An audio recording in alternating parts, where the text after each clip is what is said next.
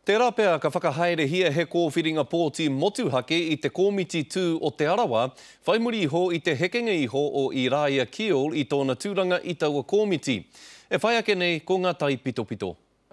Koinei te kōmiti whakahaere o te arawa ki roto i te kaunihera o Rotorua. Te kōmiti kua heke iho a Iraia Kiol. Me he mea karekau he oranga i te kāinga, kare taia koe te mahi o mahi. I ngā marama tata nei, he tininga āhuatanga i pātu ki a Iraia me tōna whānau, i mate tana hungarei. No reira, i whakaaro au me he mea kare e taia te whakatūtuki ngā mahi, tērā pea me heke au ki raro. Neke atu i te kotahi tau a Iraia i runga i te kōmiti, nōna te ihu i puta tuawhā i roto i te kōwhiringa pōti o te rohe, e ono katoa ngā tūranga. Engari no ngā mihi ki a rātau i tuku pōti māku ki a tū hei māngai mō rātau o tira mo te waka o te arawa. E toru ngā whiringa i tēnei wā kei mua i te komiti me te kaunihera ki te whakaki i te tūranga.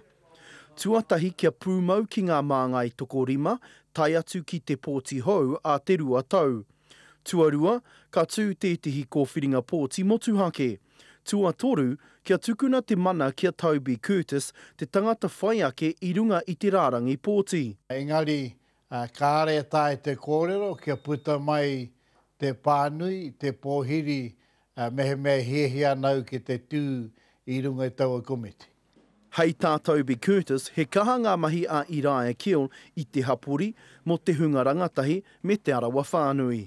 Kei te aroha atu ki tāna hiehia ana kia kaha tōna mahi wainganui tāna whānau. Aha kua waia haere ia ki ngā whakaritenga i nāe nei, kaore ia mo te aukati ki te tū anō hei māngai mo te arawa a te wā. Roihana Nuri, Te Karere.